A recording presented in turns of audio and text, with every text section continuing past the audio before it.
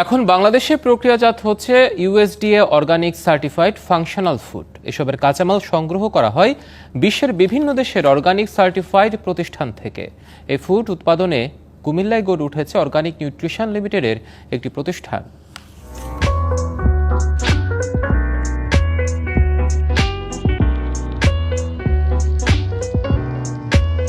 Functional food একটি জাপানি ধারণা, যার প্রচলন শুরু হয় 1980 সালে। ফাংশনাল ফুড বলতে এমন এক বায়ো অ্যাক্টিভ উপাদান সম্পন্ন খাদ্যপণ্যকে বোঝায় যা আমাদের সুস্থ থাকতে সহায়ক ভূমিকা পালন করে, অনেক ক্রনিক স্বাস্থ্য সমস্যার ঝুঁকি কমাতে সহায়তা করে।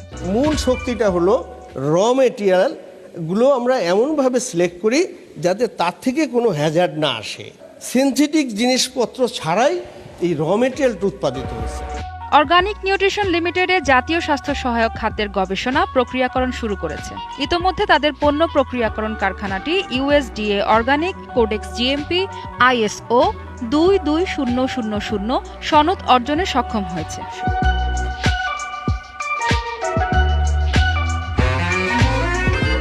কারখানায় স্বাস্থ্যকর পরিবেশ নিশ্চিত করে আধুনিক মেশিন ব্যবহার করে দক্ষ কর্মীদের দিয়ে তৈরি হচ্ছে ফাংশনাল ফুড। নিয়মিত স্বাস্থ্য পরীক্ষার পর কর্মীরা শুরু করে ফাংশনাল ফুড তৈরির কাজ।